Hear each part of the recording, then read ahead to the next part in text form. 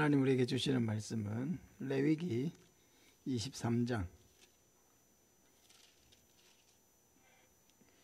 4절에서 8절까지 말씀입니다. 레위기 23장 4절에서 8절까지 구약성경 182쪽입니다.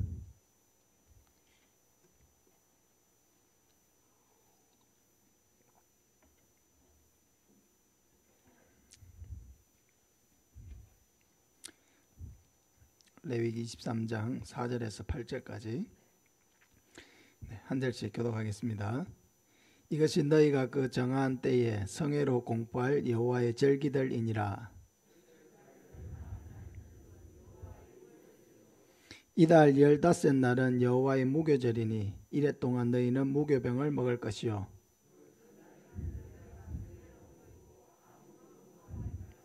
너희는 이래 동안 여호와께 화제를 드릴 것이요 일곱째 날에도 성회로 모이고 아무 노동도 하지 말지니라. 아멘. 이스라엘의 7대 절기와 영적 의미에 대해서 말씀을 전하려고 합니다. 이스라엘의 7대 절기에 대한 말씀을 지난 주일 새벽에 이렇게 한번 전했었는데 그때 또 새벽에 전하다 보니까 짧은 시간이기도 하고 해서 내용이 충분하지는 못했습니다. 그래서 오늘 이스라엘의 7대 절기가 갖는 영적 의미를 한번 살펴보는 시간을 다시 가지려고 합니다. 설교 제목처럼 이스라엘에는 중요한 7대 절기가 있습니다. 이 절기들은 역사적인 의미도 있고 일부는 농사적인 추수감사의 의미도 있고 또 영적인 의미가 있기 때문에 이 절기들을 이해하는 것은 신약 성경과 복음을 이해하는 데 매우 중요합니다. 첫째 나오는 절기는 바로 유월절입니다. 유월절은 첫째 달 14일입니다. 유월절과 이어서 나오는 무교절은 출애굽 사건에서 나온 절기들입니다. 출애굽은 이스라엘이라고 하는 나라를 진정으로 탄생시킨 사건이라고 할 수 있습니다. 이스라엘이 애굽에서 나오기까지 하나님은 애굽에 10가지 재앙을 내리셨습니다. 그때 마지막 재앙이 뭐였죠? 애굽의 장자를 죽이는 재앙이었습니다. 그때 하나님은 이스라엘이 이 10가지 재앙에서 살아남을 수 있는 방법을 알려주셨습니다. 그것은 문설주와 임방에 피를 바르라는 것이었습니다. 출애굽기 12장 13절에 보면 내가 애굽 땅을 칠 때에 그 피가 너희가 사는 집에 있어서 너희를 위하여 표적이 될지라. 내가 피를 볼 때에 너희를 넘어가리니 재앙이 너희에게 내려 멸하지 아니하리라. 그러니까 유월절이라고 하는 이 말의 뜻이 넘어간다는 뜻입니다. 피를 볼 때에 너희를 넘어가리니 라고 하는 이 말씀에서 유월절이라고 하는 이름이 나왔습니다. 이스라엘은 바로 어린 양의 피로 말미암아 죽지 않고 재앙에서 구원을 받게 되었는데 유월절은 바로 이것을 기념하는 절기입니다. 이 유월절 어린 양은 바로 우리 죄를 위해 십자가에 죽으신 예수님을 상징합니다. 예수님은 유월절에 십자가에 못 박혀 죽으셨고 그를 믿는 모든 자들의 죄를 가려 주셨습니다. 그러므로 이 유월절은 우리의 입장에서 보면은 우리의 구원을 상징합니다. 두 번째 절기는 무교절입니다. 한번 따라합시다. 무교절. 유월절. 그 다음에 무교절입니다. 무교절은 유월절과 이어져서 나오는 절기입니다. 무교절은 유월절 다음 날 나오는 안식일부터 해서 그 다음 안식일까지 지켜지는 절기입니다.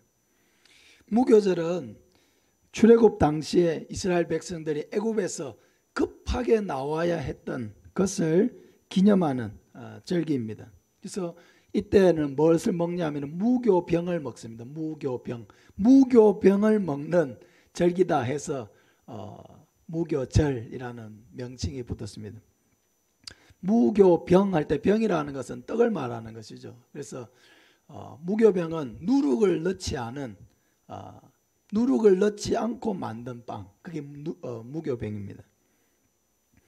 일반적으로 우리가 빵을 만들려면 어떻게 합니까? 누룩을 넣어서 빵을 부풀어 오르게, 발효가 되어서 빵을 부풀어 오르게 해가지고 그것을 이제 쪄가지고 이렇게 만들어 먹는 것이죠. 그래야 빵을 맛있게 먹을 수가 있습니다. 근데 출애굽은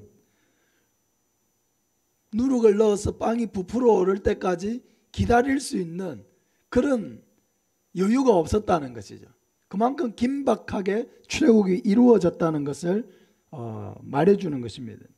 그래서 이스라엘 백성들은 그 긴급한 상황을 생각하면서 누룩을 넣지 않은 빵, 무교병을 먹으면서 이스라엘이 애굽에서 급하게 나와야 했던 그 상황을 기억하고 기념하는 절기를 한 주간 동안 지켰습니다. 그런데 이 무교병은 거룩한 교회, 거룩한 성도의 삶을 또한 의미합니다. 고린도전서 5장 7절 이하에 보면 너희는 누룩 없는 자인데 새 덩이가 되기 위하여 묵은 누룩을 내버리라. 우리의 유월절 양 곧 그리스도께서 희생되셨느니라. 이러므로 우리가 명절을 지키되 묵은 누룩으로도 말고 악하고 악의에 찬 누룩으로도 말고 누룩이 없이 오직 순전함과 진실함의 떡으로 하자. 그러니까 누룩이라고 하는 것은 성경에서 보통 이제 어떤 상징적으로 사용될 때는 위선, 어떤 불순물, 불신앙적인 것 이런 것들을 상징할 때 누룩을 말합니다. 그러니까 누룩이 없는 빵인 무교병은 이런 것들이 제거된 것, 불신앙적인 것, 위선적인 것, 불순물과 같은 것 이런 것들이 제거된 그리스도인의 그런 거룩한 삶 그것을 뜻합니다.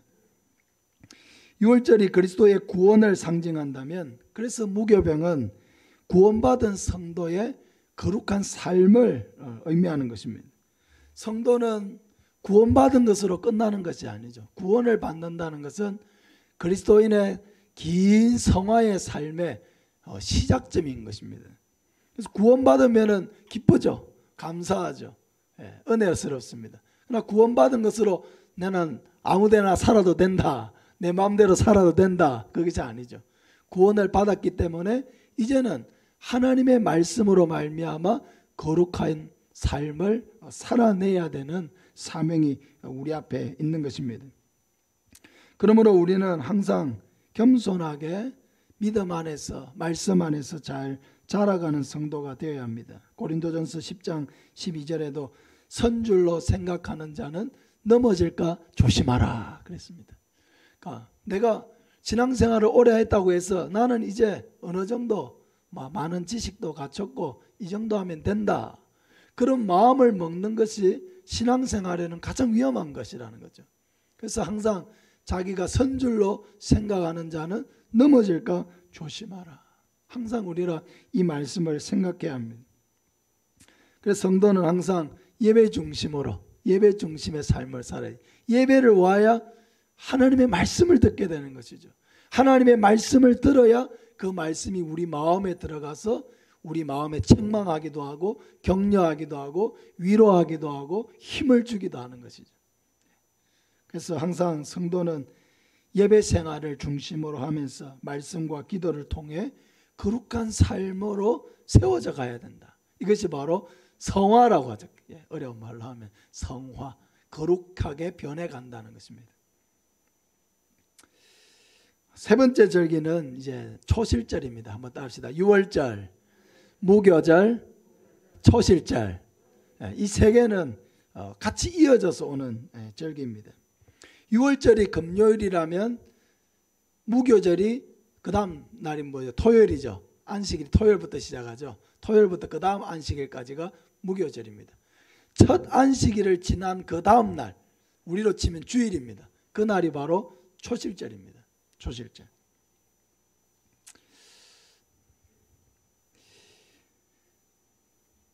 이 초실절은 농사력으로 보자면은 겨울보리를 수확해서 첫 이삭을 잘라서 하나님 앞에 드리는 절기입니다. 오늘 읽지는 않았지만 10절에 보면은 이스라엘 자손에게 말하여 이르라. 너희는 내가 너희에게 주는 땅에 들어가서 너희의 곡물을 거둘 때에 너희의 곡물의 첫 이삭 한 단을 제사장에로 가져갈 것이요. 이게 바로 초실절을 명령하는 말씀입니다.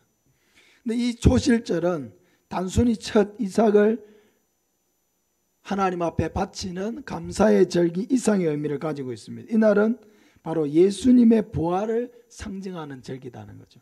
고린도전서 15장 20절에 그러나 이제 그리스도께서 죽은 자 가운데서 다시 살아나서 잠자는 자들의 첫 열매가 되셨도다. 예수님이 유월절 어린 양으로 죽으셨고 초실절 부활의 첫 열매로 부활하셨다는 것입니다. 예수님이 부활의 첫 열매로 부활하셨다라고 하는 사실은 예수님을 이어서 부활의 두 번째 열매, 세 번째 열매가 이어져서 나온다는 것을 의미하는 것입니다. 그것은 이제는 누구든지 예수 그리스도를 구주로 믿는 자들은 그 부활의 두 번째 열매, 세 번째 열매로 참여하게 된다는 것입니다. 그래서 예수님의 부활 사건은 단순히 예수님이 부활하셨다 이것으로 끝나는 것이 아니라 예수님의 부활은 바로 예수 그리스도를 구주로 믿는 우리의 부활을 보증하는 사건이라는 것입니다. 따라합시다. 예수님의 부활은 나의 부활을 보증하는 사건입니다. 예수님이 부활하셨다는 것은 바로 나도 그 믿음 안에서 부활하게 될 것을 말씀해 주기 위한 거라는 거죠. 보증하는 사건이라는 거죠. 그래서 이 초실절이 우리에게 또한 중요하고 부활이 중요한 것입니다. 이제 네 번째 절기는 77절입니다. 한번 따라합시다. 77절. 77절. 77절은 초실절로부터 계산해서 7주간 뒤에 오는 절기입니다. 그래서 일주일이 7일이고요. 7번 안식일이 지나서 온다고 해서 77절입니다. 77절. 근데 그 7번 안식일이 지나서 온 날이 50일째 날이거든요. 초실절로부터 50일째 되는 날이거든요. 그래서 이 77절을 다른 말로 오순절이라고 표현하게 됩니다. 오순절. 77절, 오순절 같은 날이죠.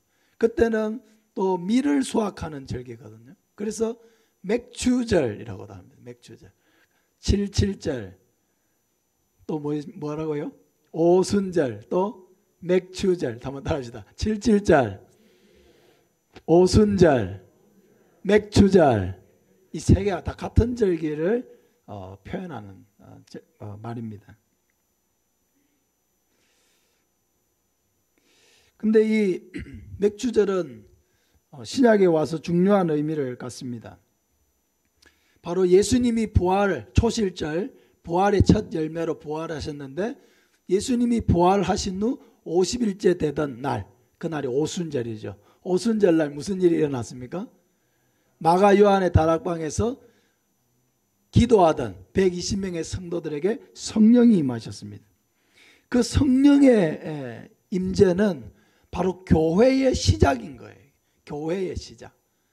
우리가 초대교회다라고 할 때 그 초대교회의 시작이 뭐냐? 성령의 강림이에요.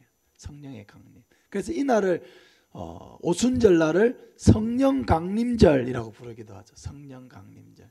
들어보셨죠? 그런 표현을 들어보셨죠? 오순절, 성령강림절 다 같은 표현입니다. 이날은 바로 교회의 탄생을 알리는 날입니다.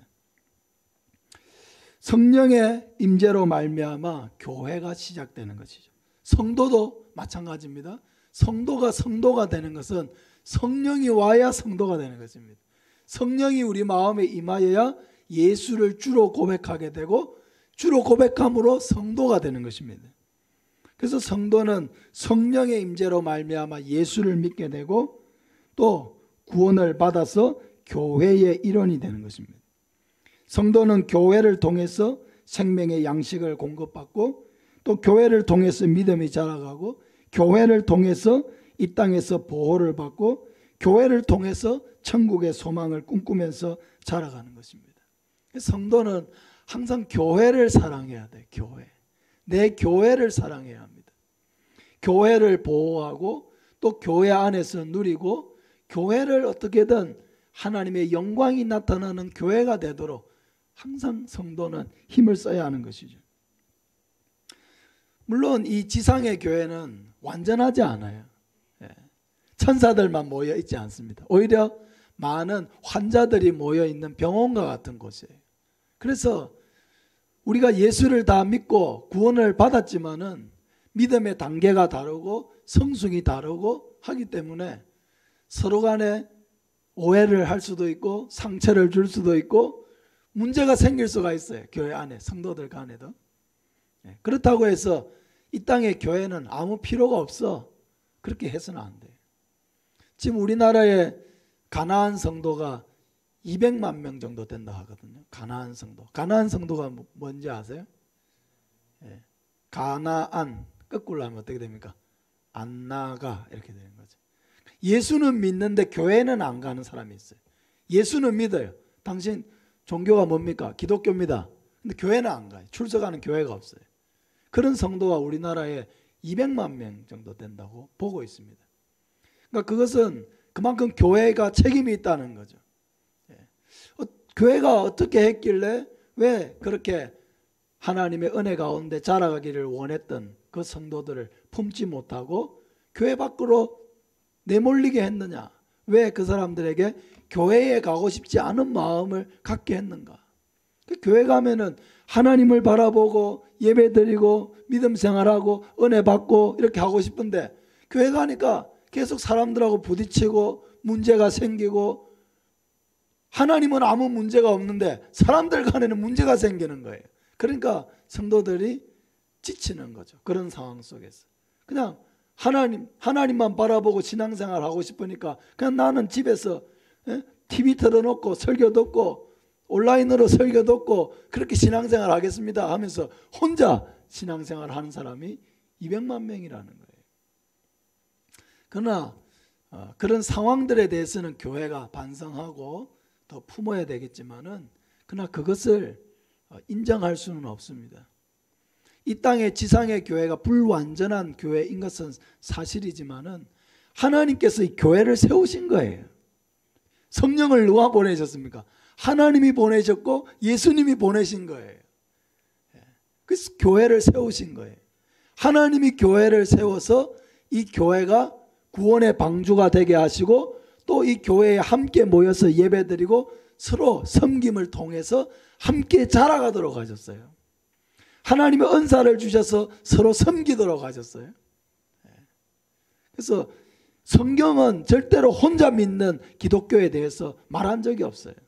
성경은 끊임없이 공동체 교회를 말하고 있어요. 공동체 교회.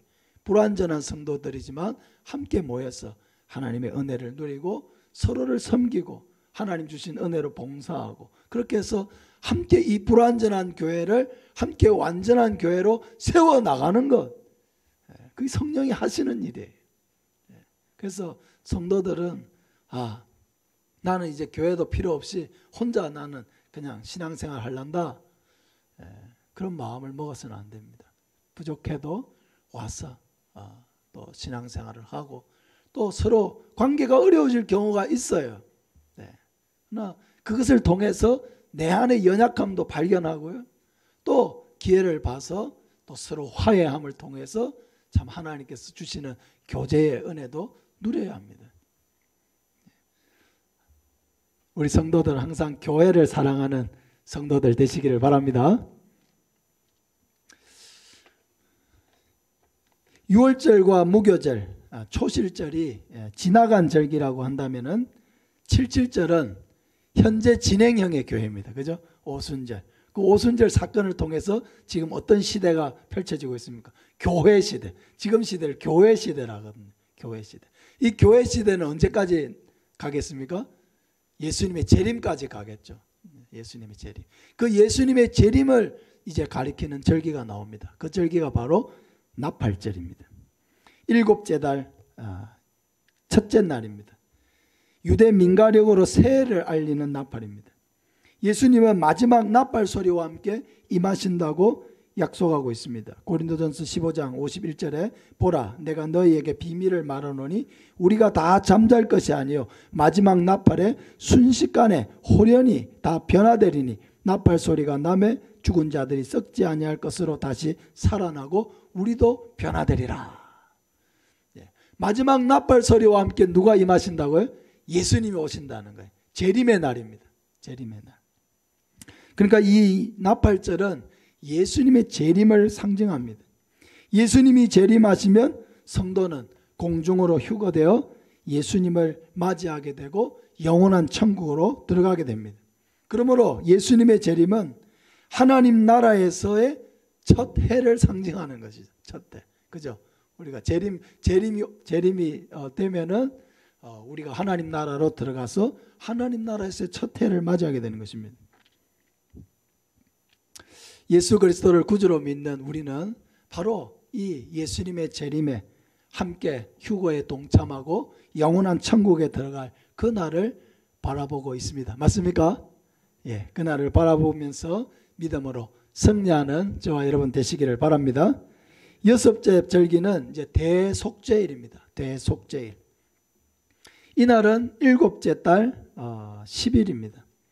이 날에 대해서는 레위기 16장에 자세하게 기록되어 있습니다. 이날 대제사장은 한 해 동안 백성들이 부지 중에 지은 모든 죄를 사하기 위해서 염소의 피를 가지고 지성소 안으로 들어가는 날입니다. 지성소는 하나님의 임재의 상징입니다. 하나님의 임재의 상징인 법궤가 있거든요. 법궤. 법궤. 지성소로 들어간다. 이스라엘 대제사장이 휘장 뒤쪽에 있는 지성소 안으로 들어간다라고 하는 것은 하나님께로 나아간다라고 하는 그런 의미를 갖고 있습니다. 그런데 대제사장이 짐승의 피가 없이 휘장 안으로 지성소 안으로 들어갈 수 있느냐? 없다는 거예요. 피가 없이 대제사장이 휘장 안으로 들어가면요 즉시 죽는 거예요. 반드시 대제사장이 지성소 안으로 들어가기 위해서는 피가 있어야 돼요. 피를 가지고서만 들어갈 수가 있는 것입니다.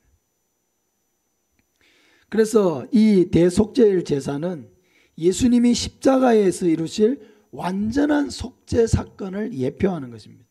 대제사장은요 해마다 7월 10일이 되면은 대속죄일 제사를 똑같이 드렸습니다. 해마다 7월 10일은 대속죄일 제사를 하는 날이에요. 그러니까 해마다 같은 제사를 반복했다는 것은 무슨 말이에요?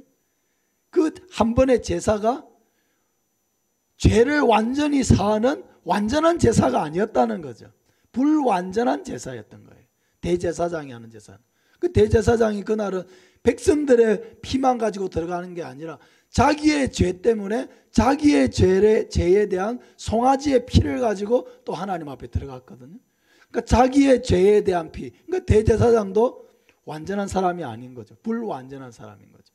백성들 가운데 하나님께서 대제사장의 임무를 하도록 세우셨지만은 완전한 사람은 아닌 거죠. 불완전한 한 사람 아론을 택해서 대제사장으로 삼으시고 그 대제사장의 그 속죄 사역을 행하도록 하신 거죠. 그러니까 이 인간 대제사장의 불완전한 이 사역은 예수 그리스도가 오셔서 하실 완전한 속죄 사역의 예표, 그림자였다라고 하는 것을 우리에게 말씀해 주는 것입니다.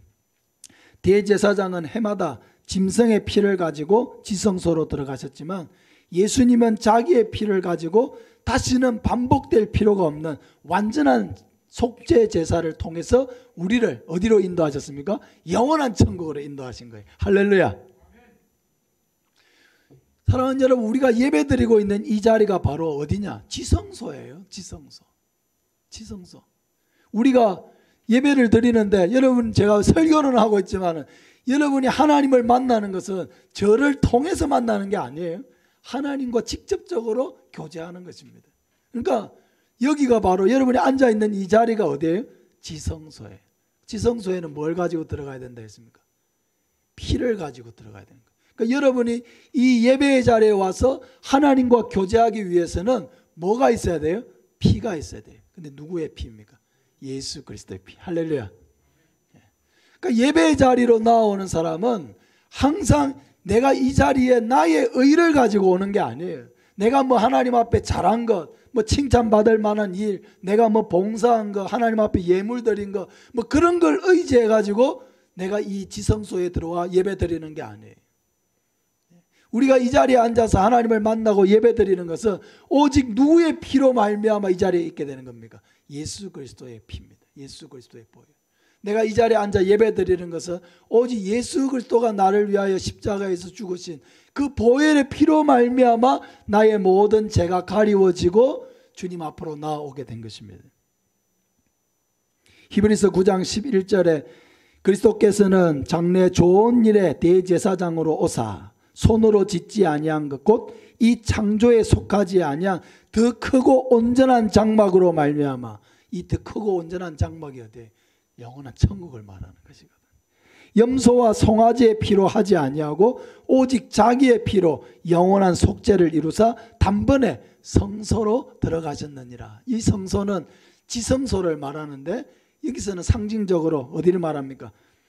자기 피로 하지 아니한 더 창조에 속하지 않은 더 크고 온전한 장막으로 우리를 들어가게 하셨다. 그것이 어디입니까? 영원한 천국을 말하는 거예요.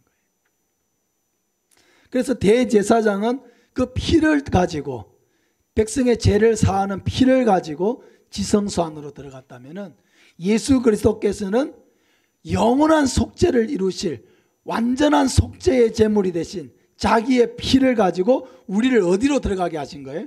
영원한 천국으로 들어가게 하신 거예요. 할렐루야.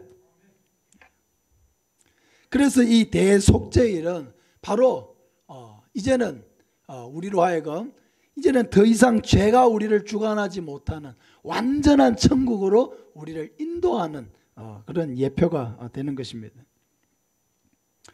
마지막 절기는 초막절입니다. 한번 따라합시다. 초막절, 장막절, 수장절, 다 같은 절기입니다. 이것은 이스라엘이 애굽에서 나와서 40년간 광야에서 초막을 짓고 생활했던 것을 기념하는 절기입니다. 지금은 우리가 천막을 치려면 천막 칠 수 있는 좋은 천들이 딱 나와가지고 텐트 세트 사면은 텐트 얼마 치기 좋습니까?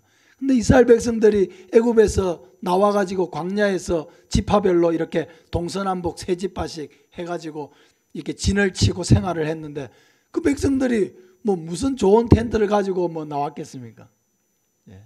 그러니까 얼기설기 나무 기둥 햇빛을 가릴 수 있는 그런 정도 해가지고 나뭇잎파리 이렇게 활엽수 같은 나뭇잎파리 꺾어가지고 그것을 이렇게 나뭇잎 껍질을 벗기면은 그게 뭐가 될 수 있어요? 나뭇잎을 이을 수 있는 실이 되거든요. 그런 식으로 해가지고 얼기설기 해가지고 겨우 햇빛을 가리는 초막을 만든 거예요. 초막. 그러니까 이스라엘 백성들이 40년간 광야 생활을 했다고 할 때는 초막 생활인 거죠. 초막. 풀초자. 풀로 가지고 만든 집에서 살은 겁니다. 지금도 이스라엘에 가면은 초막절을 하거든요. 초막절. 그 초막절이 다가오면은 가족들 단위로 공터에다가 이렇게 초막을 지어요. 초막을. 기둥을 세우고 나뭇잎파리 이런 거 이렇게 가져와가지고 얼기설기 해가지고 그렇게 초막을 짓고 일주일 동안 그 초막에서 생활하는 것입니다. 그래서 이 초막을 통해서 이스라엘 백성들이 광야에서 생활했던 그 시간들을 기념하는 것입니다.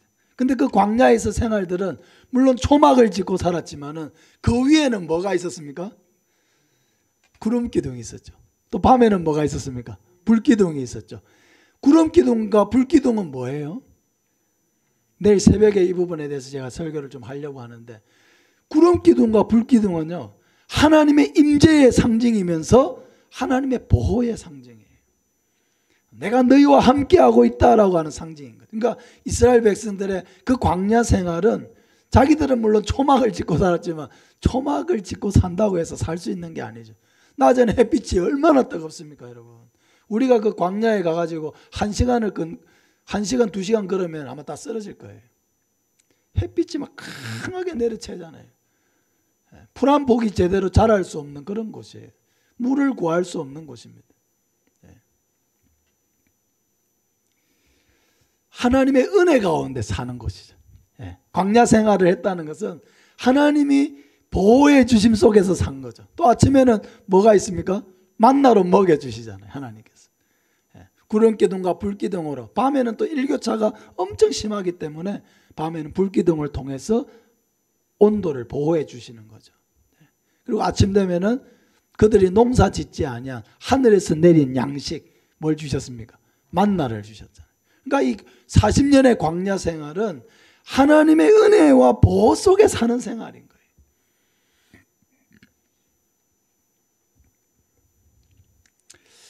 근데 바로 이 초막절은 바로 영원한 하나님 나라에서 완전한 하나님의 보호와 사랑 속에서 살아가는 하나님 나라에서의 삶을 예표하는 절기라는 것입니다. 스가랴 14장 9절에 여호와께서 천하의 왕이 되시리니 그날에는 여호와께서 홀로 한 분이실 것이요 그의 이름이 홀로 하나이실 것이라. 재림 이후에 이루어질 그 나라는 하나님만이 홀로 하나님이 되시고 또 왕이신 완전한 하나님의 나라가 될 것입니다. 성도는 바로 그 완전한 하나님의 나라, 그 안에서 그 하나님의 완전한 보호와 사랑 안에서 살아갈 것을 소망하면서 살아가는 사람들이 바로 성도인 것이죠. 로마서 8장 18절에 생각하건대 현재의 고난은 장차 우리에게 나타날 영광과 좋게 비교할 수 없도다. 할렐루야. 한번 따라합시다. 현재의 고난은 장차 우리에게 나타날 영광과 좋게 비교할 수 없도다. 그 사도 바울은 이 고백을 했어요. 현재의 고난은 장차 우리에게 나타날 영광과 좋게 비교할 수 없었다. 사도 바울은 한평생 많은 고난과 싸웠습니다. 그가 복음을 전하고 교회를 개척하고 하나님의 나라를 위해서 많은 고난을 받았기 때문에 그의 마음속으로 하나님 내가 이렇게 한평생 주를 위해 고난을 당했는데 하나님 내가 노년에는 좀 발 뻗고 지내게 좋은 집도 주시고 또 물질도 좀 많이 주시고 평안한 생활을 할 수 있도록 해 주십시오. 그렇게 했습니까? 그렇게 하지 않았죠. 사도 바울이 기대한 그 영광, 하나님이 나에게 주실 영광은요, 이 땅에서 누릴 거라고 생각하지 않았어요. 사도 바울은 어디에서?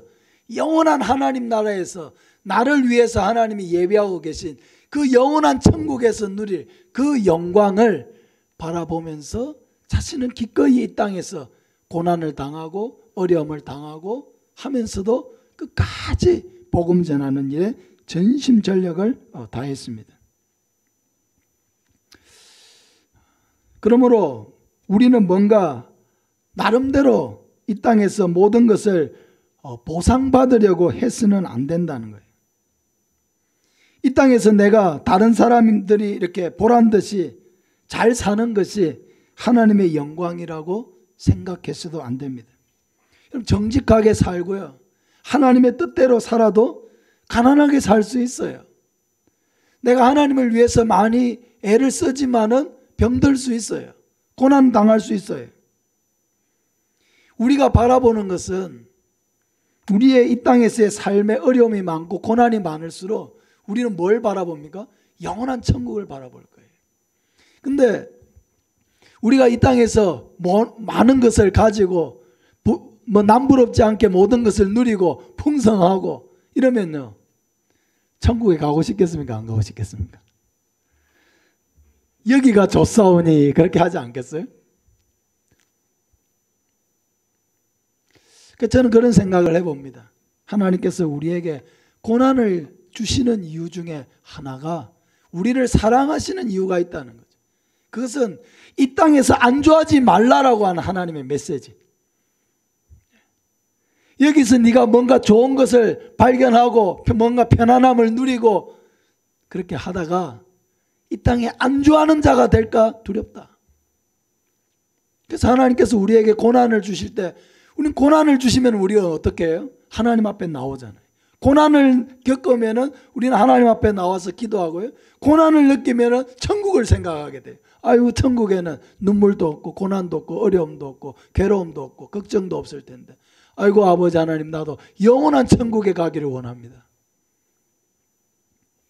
고난이 있는 것이 우리의 영적인 삶에는 대단히 큰 유익을 가지고 온다는 사실입니다. 사랑하는 여러분, 자신의 삶이 힘들고 고달프다고 느낄 때 우리도 생각해야 합니다. 어디를 생각해야 됩니까? 하나님 나라, 완전한 하나님의 보호와 은혜가 있는 그 나라를 소망해야 합니다. 그 하나님 나라에서 늘 영광을 생각해야 합니다. 내가 주를 위해 헌신한 것이 있다고 해서 이 땅에서 내가 모든 것을 다 보상받으리라, 그렇게 생각해서는 안 됩니다. 그렇게 하면서 내가 하나님 그렇게 봉사하고 애를 썼는데 하나님 나에게 이것저것 주십시오 하고 하나님께 강요해서도 안 됩니다. 예수님은 죽으시기까지 복종하심으로 하나님의 뜻을 이루셨습니다. 사도 바울은 순교하기까지 복음을 위해서 헌신함으로 그는 영원한 천국을 바라보았습니다. 우리도 결국은 믿음의 삶은 그 예수님의 가신 길, 또 사도 바울이 갔던 길, 예수님의 제자들이 걸어갔던 길, 그 길을 따라가는 것입니다. 우리는 자꾸만 어떤 우리가 누릴 영광을 세상의 가치관의 관점에서 바라보아서는 안 돼요. 세상 사람이 이 땅에 좋은 집을 짓고 많은 것을 누리고 풍성하게 쓰고 먹고 자고 안락하게 지내고 건강하고, 물론 그것이 우리에게 하나님 주시는 은혜의 일부이고 축복의 일부입니다. 그러나 그것이 전부인 것처럼 동경해서는 안 돼요. 우리는 그들과 비교할 수 없는 영광을 가지고 있어요. 그들의 삶과는 비교할 수 없는 영원한 하나님 나라에서의 소망을 가지고 있어요. 이 세상에 그 어느 누구도 줄 수 없는 속죄의 은혜를 우리는 가지고 있어요. 이것이 얼마나 큰지를 생각해야 합니다. 내가 받은 이 구원의 은혜, 내가 가지고 있는 영원한 천국의 소망, 여러분 그것이 얼마나 큰지를 생각해야 합니다. 이스라엘의 7대 절기는 하나님이 이루어 가시는 구원과 하나님 나라의 완성을 의미하는 절기들이에요. 그래서 우리가 이 절기는 지키고 있지는 않지만은, 그러나 일부 다른 부분으로 지키는 부분도 있지만, 그러나 의미를 아는 것이 중요한 거예요. 왜 하나님께서 이스라엘 백성들에게 이러한 절기들을 주셨는가? 그것은 바로 우리의 구원의 모든 여정을 가르쳐 주시기 위한 것이라는 거예요. 골로새서 1장 13절에 그가 우리를 흑암의 권세에서 건져내사 그의 사랑의 아들의 나라로 옮기셨으니 그 아들 안에서 우리가 속량 곧 죄사함을 얻었도다. 흑암의 권세에서 건져내사 그 사랑의 아들의 나라로 옮기셨다. 여러분, 이 하나님께서 우리에게 주신 이 큰 은혜를 여러분 과소평가해서는 절대로 안 됩니다. 항상 우리가 받은 구원의 은혜를 감사하고 또 거룩한 하나님의 백성으로서 이 땅을 살아가고 우리를 위해 예배해 두신 영원한 하나님의 나라를 바라보며 믿음으로 살아가는 저와 여러분 되시기를 예수님의 이름으로 축복합니다. 기도하겠습니다. 구원의 은혜